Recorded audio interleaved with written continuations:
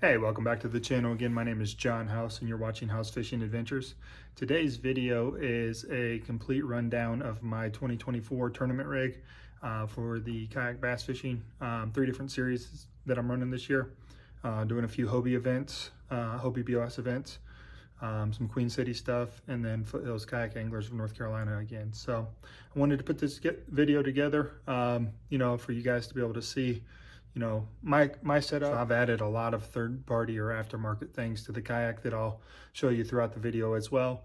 Encourage you to do your research, but I'm very pleased with everything that I've added, and hope that you guys enjoy the video and can learn something from it. If you have any questions on any of the products that I go through in the video, or you want a review of anything, be sure to reach out to me, and I'll give you my honest feedback. Okay, don't mind the garage, and a lot of this is going to be shot one-handed, but I'll show you the rundown real quick and then we'll dive into it.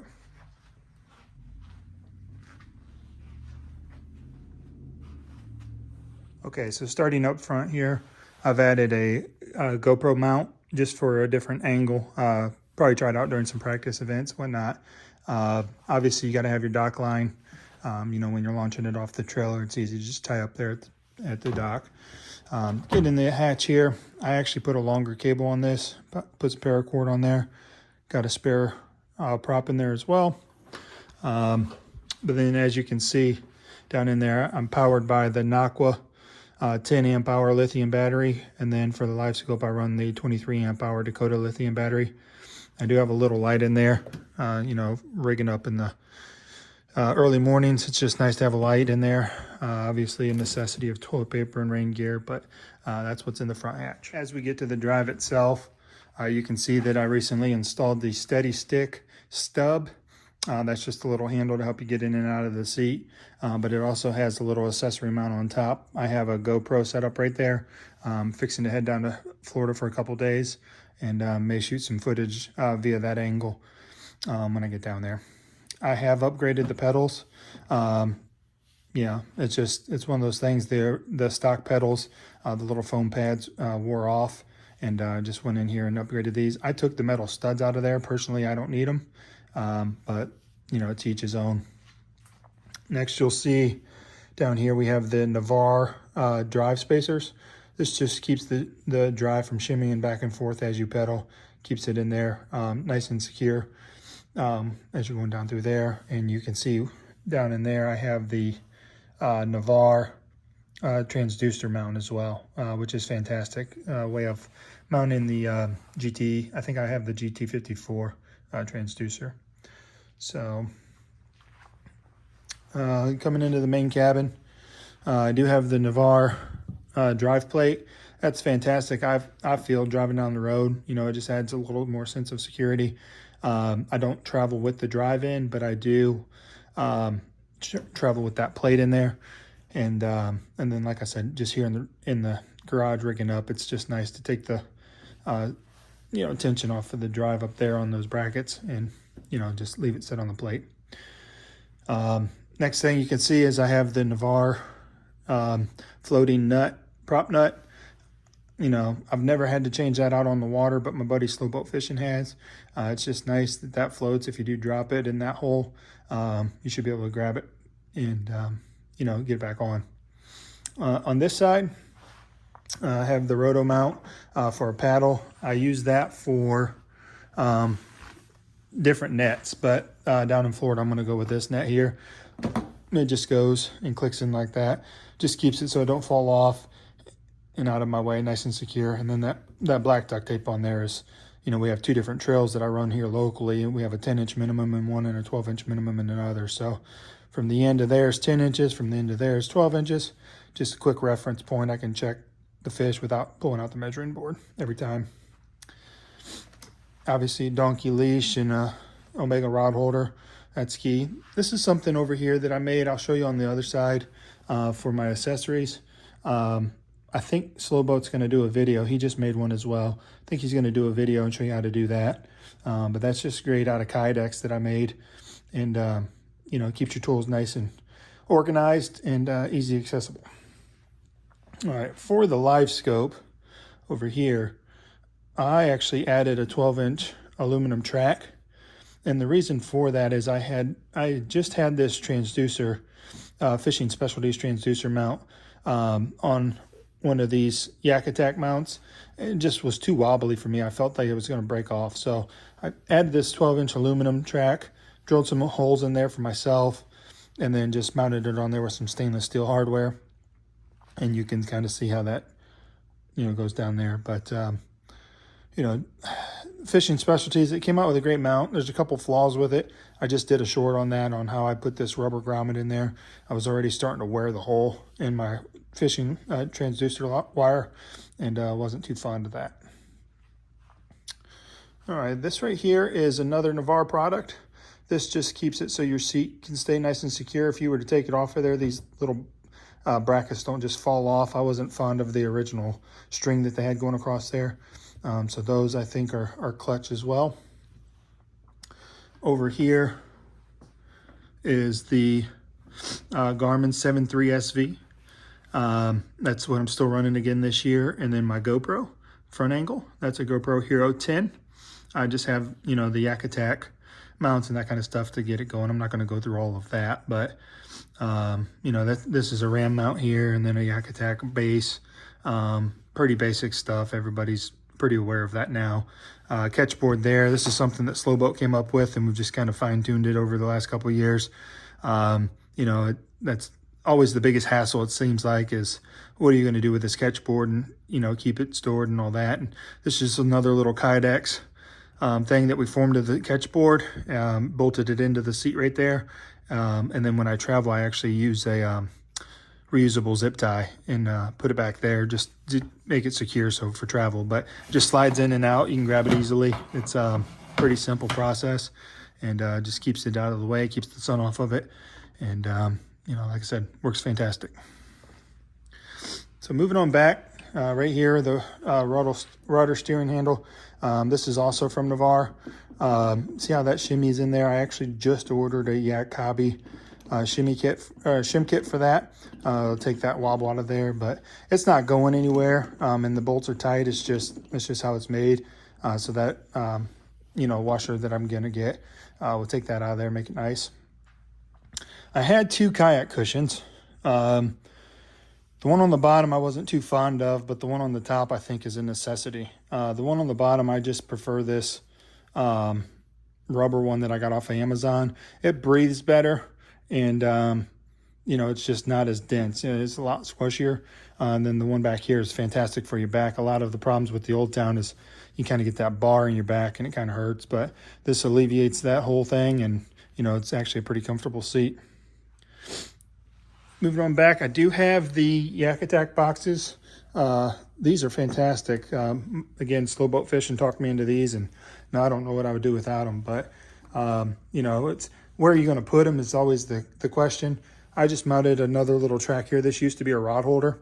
So I put one of the caps on it and mounted an aluminum track this way just so I could get it on there and get it tight. But this is fantastic. It looks like, based on the camera, it looks like it's too far back, but honestly, it's in the perfect location for me to reach over there. I just keep in, I have some stuff in there for the tournament, so I'm not going to open it, but I keep things in there that I want to throw during practice or the tournament, just easy accessible, and go from there.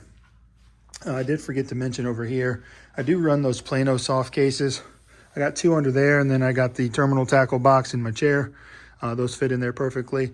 And then under the seat, I actually just have a little crankbait box that I like to keep in there, in my transducer wire. Now that transducer wire comes back over here. And what I did is I took one of these plugs, scupper plugs, universal scupper plugs. I think I got them at Academy. Took that string out of there and honed that out with a 3/8 drill bit, and then cut it. And what that allows me to do is put it on that transducer cable and then slide it down into I can't see very good, but if you can see down in there, you can slide it down into that cap of that and make that waterproof still, because that's where my black box is for my live scope. So, it just allows me to keep that waterproof. When I travel, I take it off, I put this one in there, and it just seals that back up, rather than drilling another hole in the kayak. Back here, this is my rear GoPro angle. I just got that on a RAM mount. and you know, that's a Hero 8 GoPro. Got that running down here, and I just power that with another 10 amp hour Aqua battery with their USB plug on there. Now, from what my understanding, they are coming out with a 3 amp, was it a 3 amp? Yeah, USB, a double 3 amp USB plug, but that one's still your 2.1 or whatnot. So here's another day bag. Again, I just got a lot of things already packed for Florida, but I just wanted to show you my kayak, you know, lunch pail, necessity, and spinnerbait box. They all fit perfect in there. And then obviously your trusty urinal, you got to have that on the water. Back here we have the 13 by 16 Black Pack Pro by Yak Attack with another day box on top. This particular box, I'll show you what's in here. Just keep a little bit extra line, some hot hands, scale, a few extra batteries, just basic stuff that I don't need a lot of, but just want to have easy access to it if I do need it. On my Black Pack Pro, I run 10 rod holders, 4 on each side, 2 on the back. Most tournaments I take 10 rods. Sometimes I take 8, but most tournaments I take 10.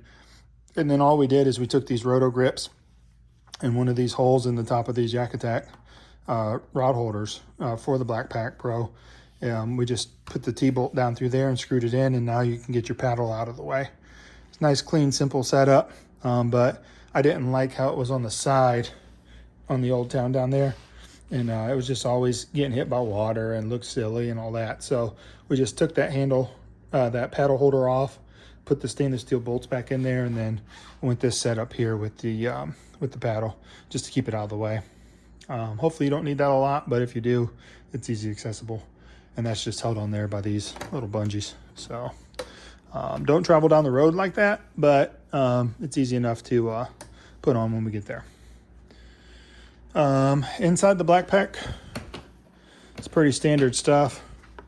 I got all my tackle, I got some stuff, just, you know, big swim baits and you know, jerk baits, anything you can think of, anything that I intend to throw or want to have extras of for the weekend. It's just a bunch of stuff in there, so nothing special. Hopefully I'm throwing that big 6-inch swim bait. That'd be cool. Back here we do have the Pro. Was it VisiPole Pro or something like that? I forget the exact name of it, but that's a fantastic little light. You know, if you remember to turn it off, you know, a set of batteries lasts you about half the year. A little LED batteries or a little LED light in there. Works fantastic. I just have another little Navarre product back here. This is just their accessory plate, and I just put a mighty mount on that, and then can take this on and off fairly easy. Just screws on with the T-bolt and just slides in and off, or in and out. And once you get it loose enough, I guess. Come on. There we go. So pretty simple. And I'll put it back on later. So coming on this side, again, second paddle on this side, second half of the paddle. Right here we have another track, aluminum track, and then a 4-inch, you know, extension, the Yak Attack extension to kind of put my own angle on this. But this is my, I guess you'd call it a power pole. It's not really a power pole, push pole or something like that by Yak Attack. But we just like to have that out. That's what we use the most, not necessarily the paddle.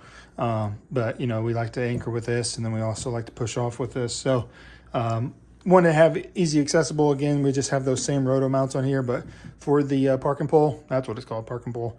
So we just have that mounted like that. It just runs down the kayak, easy accessible, and you know, kind of out of the way. Don't really run into a lot of stuff. Every now and then you'll bump a dock with the end of that, just when you're getting close and not paying attention, but it's really not that bad. Here's another look at the Kydex. You can see how that works. The Kydex sleeve that we made for the catch board. I mean, it just works perfect. And you know, that's been a fantastic addition that we've had. Again, there's the Garmin and all that kind of stuff. I have another track up here.